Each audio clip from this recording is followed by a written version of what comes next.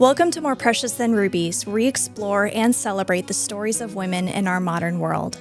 I'm Ariana, and in this special global season, we're exploring how women around the world are living out their callings in extraordinary ways.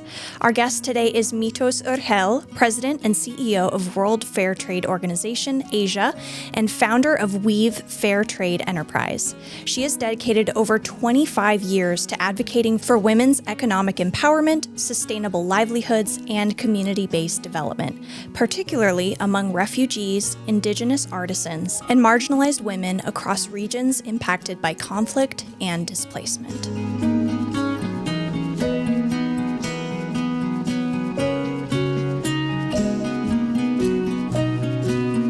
Mitos, welcome to the show. Thank you so much for spending your time with me today. I really appreciate it. Thank you for having me. It's a pleasure. I'm so glad to be talking to you today because we actually have a shared friend who was on the podcast recently, Saucy by Camise, which I'm sure when you work in global organizations like yours, all of you are very close friends because of all the things that you're involved in. Is that right? Yeah. She was a great friend to me, and so I'm so happy to have you on today. So Mitos, to start off, can you share what inspired you to establish Weave and later lead WFTO Asia? I joined Weave 25 years ago, and during that time, massive number of displaced persons have arrived in the Thai refugee camps on the Thai-Myanmar border. And I have seen how refugees have been surviving from humanitarian aid, increasing inequality, and dependency on external aid. I'm motivated with a profound commitment to social justice and the empowerment of marginalized and vulnerable communities, especially women. So I co-founded and officially registered with Fair Trade to provide safe access to and dignified income opportunities for refugee and ethnic women in villages surrounding Thailand. My vision was rooted in the belief that meaningful work restores hope and dignity, enabling women to increase their ability to protect and improve themselves, to support their families, and transform themselves as a significant contributor in rebuilding their communities and to be resilient. And this dedication carried me forward to accept the challenge to lead the WFTO Asia. That's fantastic, Mitos. I think that that's really well put. And I myself have a soft spot for Thailand. Now, I'd like to go a little bit more into detail about both of these organizations so that listeners can get a little bit more context for both. So you spent decades working closely with women in refugee, indigenous, and under-resourced communities across Asia, like you said. So what first inspired you to focus your work on women's economic empowerment? You talked a little bit about how it's important to work with women in those communities because it helps to empower them, themselves, and for them to provide a source of income for their families. My 3 decades-long commitment to advancing women's economic empowerment is rooted in my unwavering belief in justice and equality. Throughout my work with women in refugee, indigenous, and under-resourced communities across Asia, I have been inspired by their resilience, determination, and perseverance, and their noble give-up attitude, especially when it comes to the safety and welfare of their children and family. Motivated by the conviction that empowering girls and women create ripple effects onto families, transforming communities, and fostering lasting progress, I continue to tackle opportunity that break down barriers and nurture hope for future generations. It sounds like you're a family woman, Mitos. Do you have any kids yourself? No. Okay. I have spent my time working on the Thai-Myanmar border for the last 30 years. I have a lot of children because we provide education to preschool children, actually. Wow. So they are my children. That sounds like you have a lot of kids then. We have thousands of kids. Since you've been in this work for so long, have any of them grown up and then come back to help you? Yeah, indeed. As a matter of fact, she is the first Karenni refugee who graduated from Harvard College. So when she attended our nursery school up to 5 years old. By age 7, she resettled. Her family resettled to the U.S. To seek protection. And then she's an intelligent, really bright girl. and she managed to graduate at Harvard College. And she's now back here because she's doing her fellowship with us for 1 year to give back to her community. She's such an inspiring lady, and that gives inspiration to me to continue what I'm doing. That's fantastic. Yes, you're, like you said, you're building up not only women currently who are looking to help their families, but you're building up future generations to continue the things that you've started. So that's fantastic, Mitos. Fair trade is often framed around ethical consumerism. In your experience, what does a dignified livelihood truly look like for the women that you work with on the ground? You said a lot of them are refugees, so perhaps coming from a place that they thought was their home because of security risks or things like that. So how do you kind of help them to continue that livelihood? We believe that every refugee woman deserves not only the chance to earn a living, but also the right to do so in a way that upholds her safety, dignity, and agency. Dignified livelihoods are far more than financial opportunities.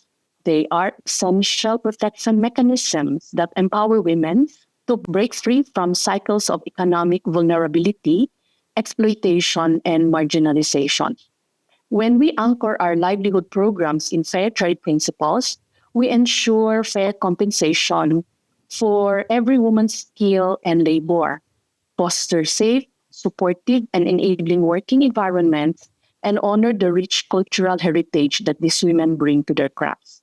And by providing opportunities for professional and personal development, we open doors for growth and self-fulfillment.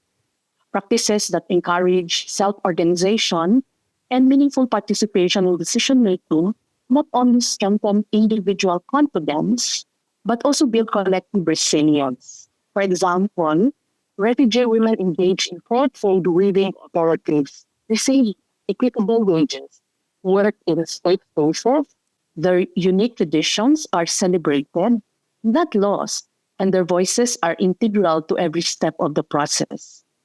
So supporting dignified livelihood is at the heart of WAVE's mission. We are committed to advancing social justice, preserving culture, and nurturing resilience among displaced women.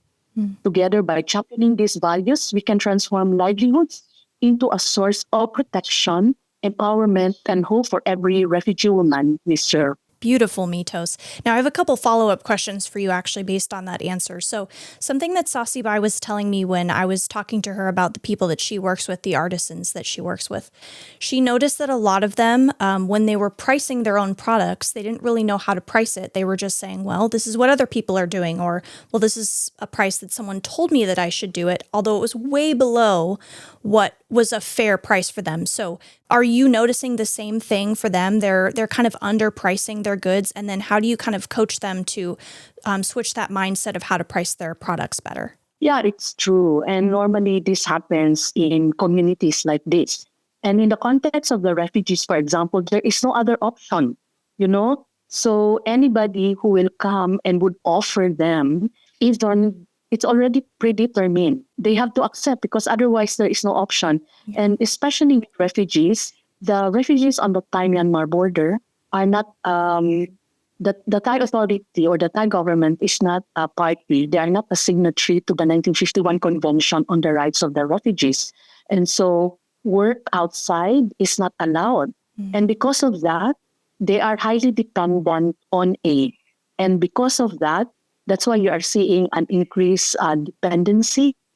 And that is something that we're trying to break. So by allowing women to have the voice to be able to speak out and to say, if you are going to buy my product, this is how much or this is how we think should be priced, is something that is embedded in the work that we're doing, especially in regards to, in fair trade, we have to make sure that they are provided with fair prices in the quality of the work that they're doing. So the women that are involved in WEAVE actually go through this capacity building wherein they have to price their goods, they have to price their labor, they have to price everything, and then they will have to calculate it. The wage is based on not just the minimum wage, but it's based on the living wage. And so capacity building is very essential, but also advocacy and awareness raising to ensure that the women are able to stand on their own and say that, that is way too low. And we believe that this is how it should be. Yeah, that's fantastic coaching right there.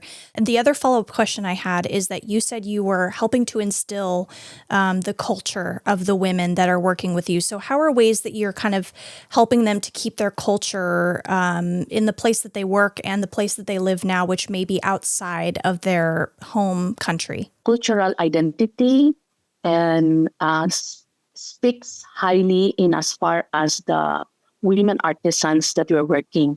And because they're displaced, they become refugee, they become stateless.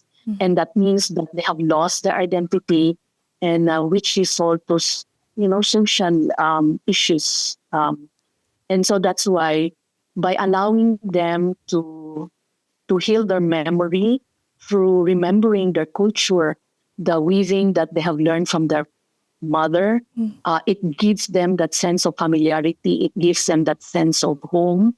And it also gives them that sense of pride of who they are, even if they are displaced in a foreign land like Thailand. Yeah, that's great.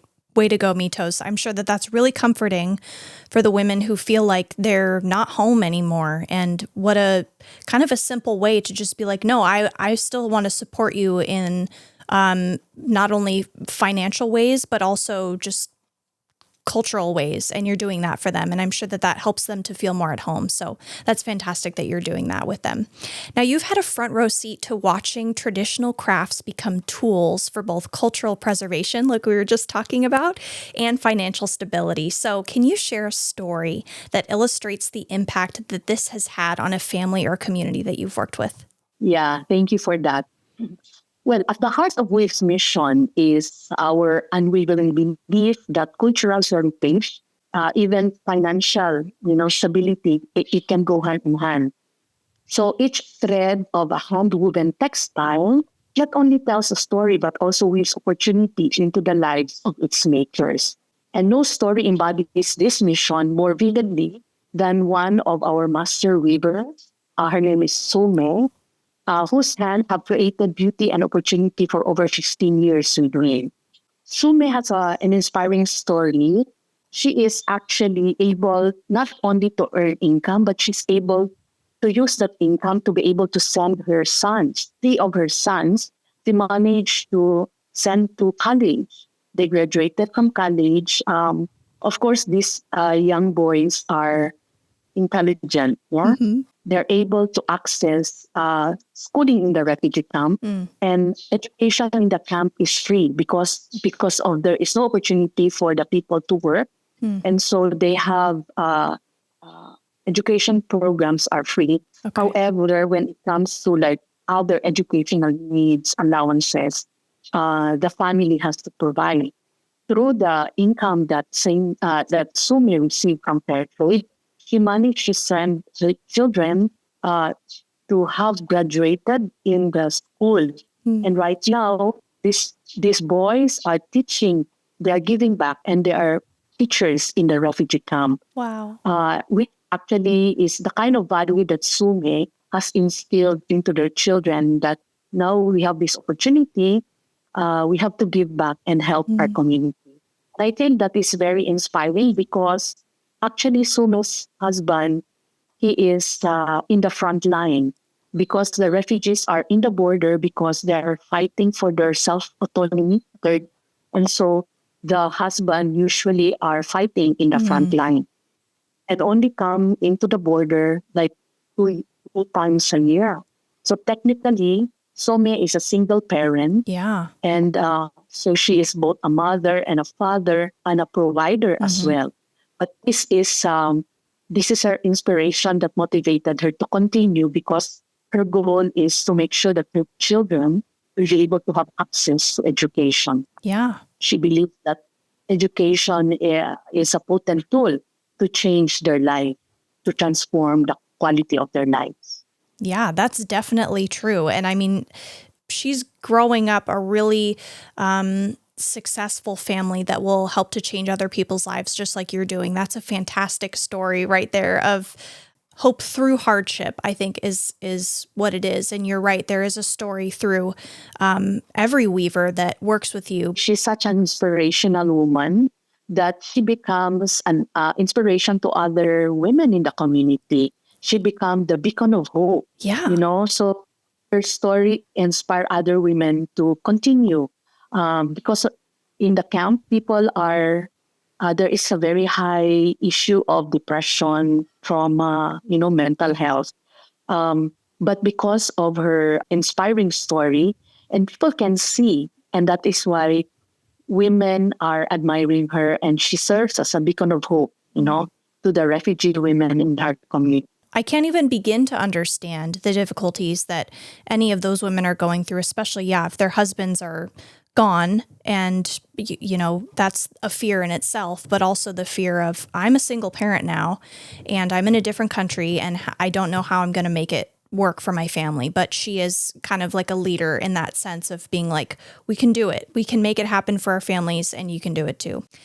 A 2022 study by the International Labor Organization found that women in low-income sectors are actually more likely to lose work or income during crises compared to men.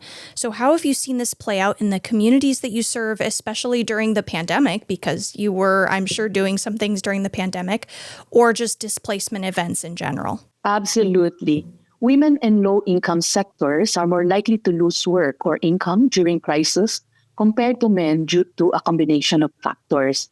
And these include overrepresentation in informal and precarious jobs, limited access to social protection, and greater caregiving responsibilities, which often increase during emergencies. Gender norms and discrimination can also restrict women's ability to seek alternative employment or access relief resources. And this pattern is evident in refugee camps on the Thai-Myanmar border, especially during COVID-19 pandemic and during displacement. Many refugees work in informal economies such as in handicrafts, small agriculture, or small-scale trading that are highly vulnerable to disruption. So during the pandemic, market closures, movement restrictions, and reduced demand severely impacted these sectors, leading to loss of income for women. Additionally, women in refugee camps often face barriers to formal employment and support services, making recovery from such shocks even more difficult.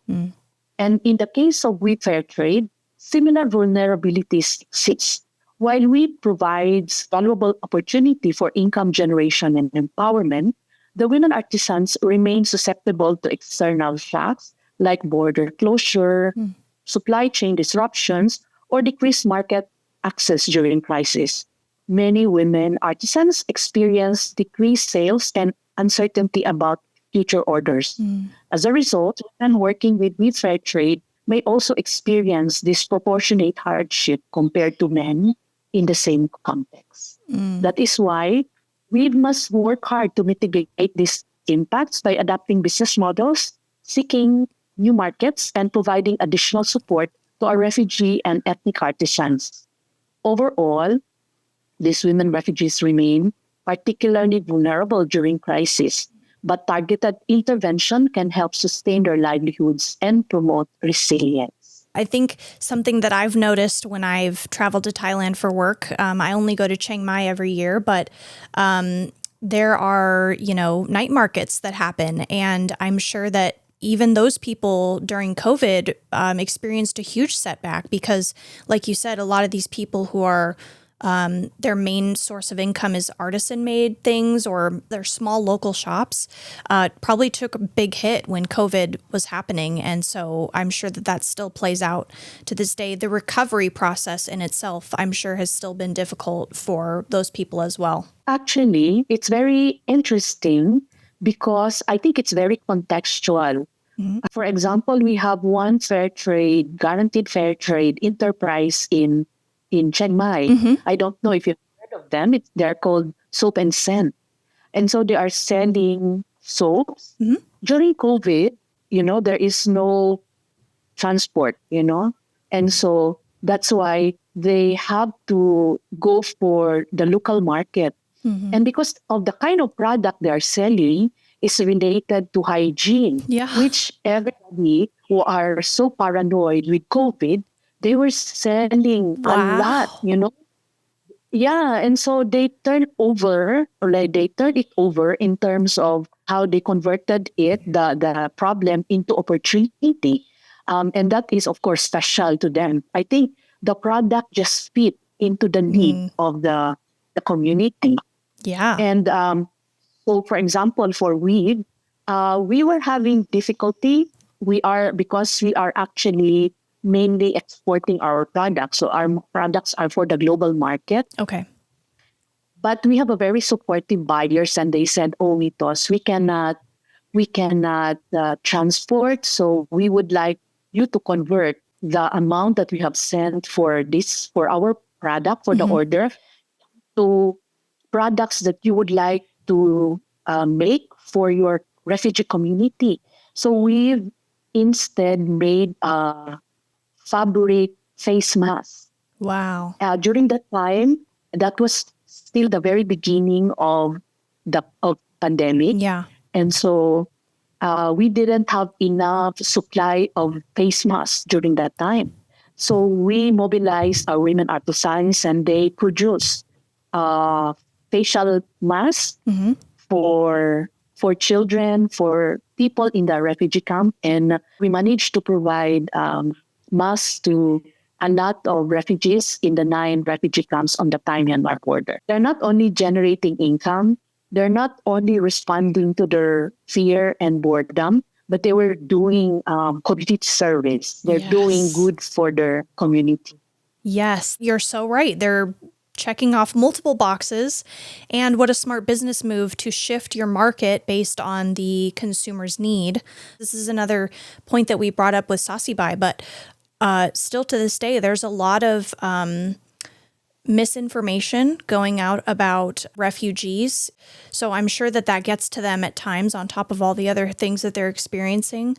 And what better way to show them that you're needed, you're important, and you're serving the community, even if they are saying mean things about you, like you're still serving a very important purpose. I want to highlight actually that the decision to do that was driven by the women artisans themselves. Wow. So because when it happened, we have like a listening arc to them weekly. And so during that time, we were all afraid of the situation. Yeah. And so they are saying, we don't like this kind of feeling. We need to do something. And one of the things that they're saying is that there must be a solution to this situation. And so they were the one they were driving us to make sure that the work continue, but also because there is a greater need for that. In the refugee camp for the 2 years, there was no contamination at all.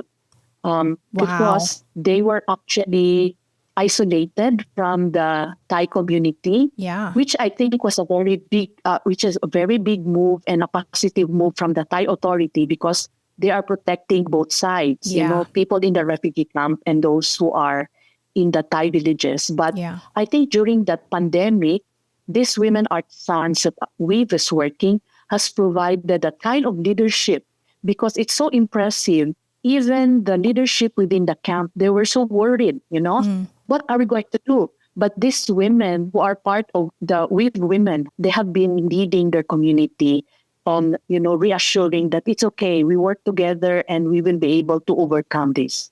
And I would say that for me, was so impressive that, they are the one that define. It's not that they will be defined because of the circumstance or the situation they are in. And so they know there is market disruption, but they also know that they have much greater responsibility to their community. So Mitos, as both a leader and practitioner, what have been your biggest lessons in navigating the complexities of scaling a mission-oriented enterprise across diverse cultures? Navigating the complexity of scaling an enterprise focused on women refugee has been profoundly transformative.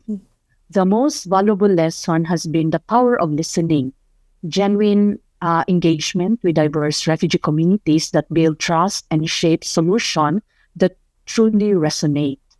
Adapting to cultural differences rather than imposing a single approach unlocks potential and leads to lasting impact. As both a leader and practitioner, I found that pairing vision with empathy is super essential. Success depends not just on strategy, but on authentic relationships and the courage to lead with humility. Growth is rarely linear. Resilience and openness to learning have guided us through setbacks and uncertainty. Ultimately, the greatest reward is witnessing women reclaiming confidence and hope. Each challenge has reinforced my belief in the strength of mission driven work and in the importance of leading with both purpose and heart.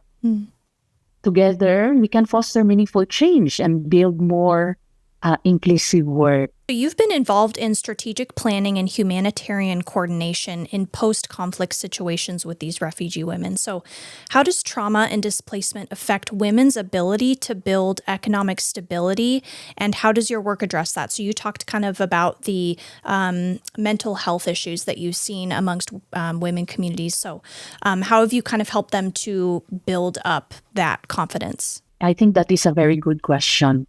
And it has always been, we have always been trying to really find a way how to address this situation. Trauma and displacement can severely undermine women's ability to build economic stability by disrupting their support networks, as well as limiting access to education and employment and causing psychosocial distress that affects confidence and focus.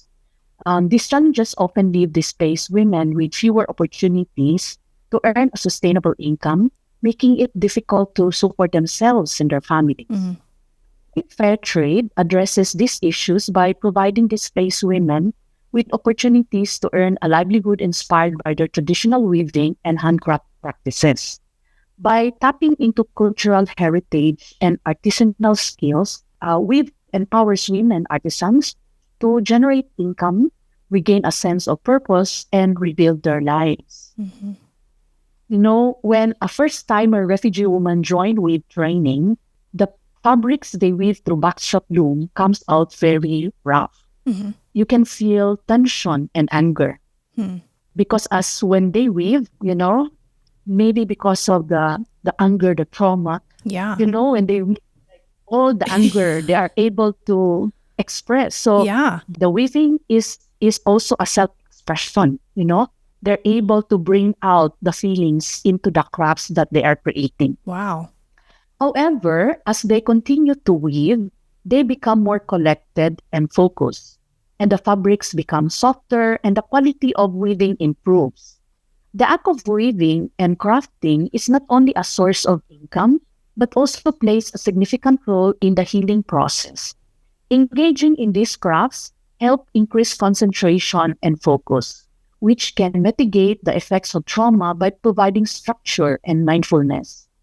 Additionally, handcrafting allows for self-expression and encourages creativity, giving women a powerful outlet to process emotions and reclaim their identities. Especially coupled with incorporating their time-honored ethnic designs, it reminds them of their mothers who taught them first to weave ethnic design, their culture and identity, and this gives them a sense of familiarity and home. Altogether, these craft-based interventions foster resilience, promote psychosocial healing, and pave the way for greater economic independence among women artisans. And we also incorporate wellness activities, including stretching, and relaxation, meditation in the work of the artisans. Before the U.S. government withdrew its support, we used to have a mental health program in the camp where they do this kind of like counseling. However, when the funding was withdrawn last year, then the first to go is actually mental health. With the food crisis that is happening on the Thai-Myanmar border since last year, and which actually totally stopped last 31st of December, meaning starting January 1, more than 100,000 refugees don't have food anymore. it has given a lot of trauma, because if you are a parent, if you are a mother or even you're a father, knowing that you don't have food to feed your children, it's really a big thing. And so that's why it's so difficult. People are experiencing a lot of depression, not to mention that the camp has been there for the last 4 decades already. Wow. And there is an ongoing war in Myanmar. However, in the present circumstance, we are facing food crisis, humanitarian crisis. In the camp that we are operating, the health services has totally stopped. So we don't have health services. And the food also stopped. So it's a very big challenge that we are actually facing. And even me, I'm experiencing this distress. When are the people going to get their next meal? And that's why the We Fair Trade has become very relevant, all the more needed at this point in time, because it's not providing relief. It's not giving people food, but it's allowing women to become responsible to provide for their family. So I think that the trauma and the displacement with project or the We Fair Trade is actually addressing it on the level of the craft that the women are doing and using it as their own way of therapy, as their own way of healing. Yeah. Of course, it is maybe the first initial stage. There are still severe trauma that needs to really have professional help. But that in our own little way, that is how we is able to contribute in addressing the trauma that the refugee women are facing. Yeah, and I mean, even in the slightest, it's offering up one less unpredictable element in their life, because at least they know that they have weave for their source of income, their source of community, even just the little things that you mentioned of mental health help to them, like stretching and doing activities that bring out their cultural home, I think is probably really helpful and more helpful than if they weren't involved in weave. And so that's a really great thing that you're providing for them, even in this dire time of food insecurity and healthcare insecurity. You're giving them resources to reach out to people if they need help, just as a friend, even. I think another point that I want to highlight, because of the crisis since last year, again, I would say that the women that we work always surprise me, actually, because in January, when the news of the declining funding has been announced, we had another meeting with the women, and then we told them, what do you think we should be doing in order to address the situation? And they were the one who really took time to be able to define how they want to support the community. The center has become a refuge, a safe space for the women, even if they're not involved in the training. But the mere fact that there are women there, like we talked earlier about networking, or when women are talking together, it gave them that sense of hope and space, that there's problem is not only contained to them, but also other women are experiencing, and that there is so much empathy, compassion, and love that women are sharing when they are in the center.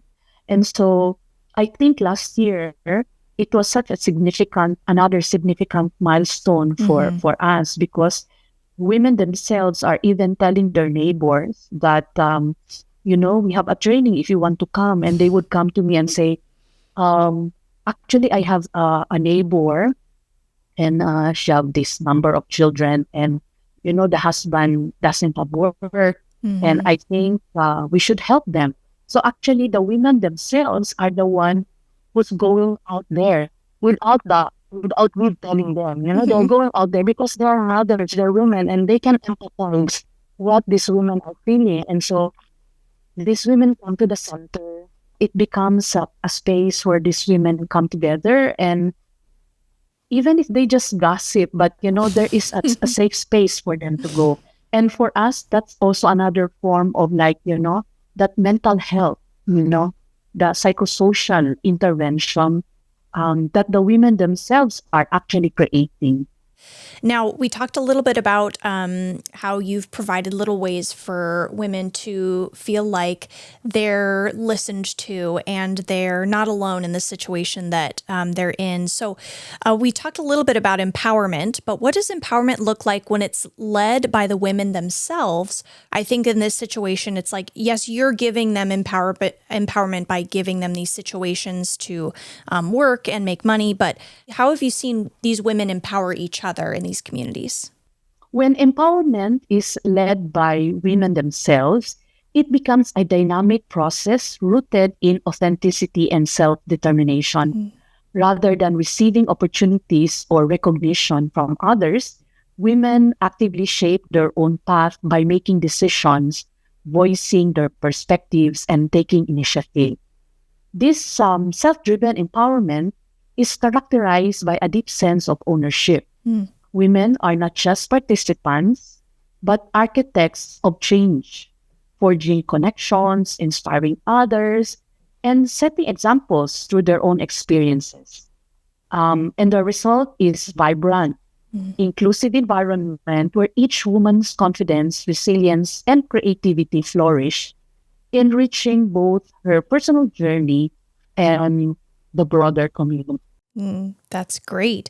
What gives you hope for the future of economic justice for women in Asia as you continue to work with them? Well, I am encouraged by what I am seeing, the increasing momentum of grassroots initiatives and the emergence of women leaders advocating for economic justice across Asia.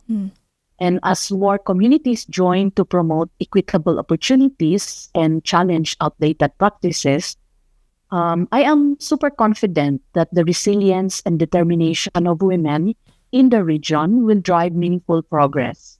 This collective effort inspires optimism for a future where economic justice is both a reality and a shared achievement. Yeah, definitely. I'm always hopeful for the future of women in general in our community, but even more so outside of the West and people who are going through really intense struggles. And that's happening everywhere, yes, but especially in the refugee community where they're facing inward struggles and outward struggles from other people to just kind of placing that on them. And so you're really doing an amazing thing for that community in Asia, but also outside of Asia. And for anybody who might be interested in looking more into Weave or maybe even helping out with Weave, is there a way that people can get involved and how would they do that? Yeah, there are multiple ways that people out there can support the work that we are doing. For us, this is a journey. And along the journey, sometimes there are people who will join us or leave, But I think the most important thing for Weave is that we are able to share that there is an opportunity to do something good. So if they want to do something for young people who are interested, we do accept interns and volunteers. Okay. It's going on a rolling basis because we have plenty of projects, children, girls, women's empowerment programs. And so we have a volunteering program, internship program, between 3 months. It can be short-term, medium-term, long-term internship. We also do accept volunteers who wants to do support, technical assistance to us. We also receive some support for donations. Those who are interested to financially support the organization, we are also very happy to welcome them. We have a website that they can go to, both for the We Foundation, which deals with our social development work, and as well as the trade that deals with our sustainability for the market access. Okay, fantastic. I will put the links for those websites in the description box in case anybody's interested in helping out. And Mitos, this was a fantastic, incredible conversation that has been truly encouraging to me, inspiring to me. Not only are you inspiring to me, but also all these women that are helping to build this community of empowerment, like we said. So thank you so much for joining me on this conversation today. It's been a true blessing for me. Thank you. It's an honor and a privilege. Your wisdom is a reminder that empowerment is about access, opportunity, and the power to shape one's own life and legacy. So, I hope that I can continue to be just like the women that are working with Weave and just like you, Mitos. Thank you all for joining us on this conversation with Mitos Urgel. Her mission reminds us that true empowerment begins with access and a belief in the inherent dignity of every woman. Whether you're a consumer or a change maker, each of us has a role to play in building a more just and equitable world. So today I invite you to take one small action, support a fair trade brand, share this conversation with a friend, or simply reflect on how your daily choices can uplift others. Remember, your voice, your work, and your compassion have the power to spark lasting change. Keep going. You're making a difference even when you don't see it. If you enjoyed this episode, be sure to subscribe, leave a review, and tune in next time as we continue to explore the lives of remarkable women. Until then, you are worth far more than rubies. Set about your work vigorously with arms strong for your tasks. Open your arms to the poor and extend your hands to the needy. Charm is deceptive and beauty is fleeting, but a woman who fears the Lord is to be praised.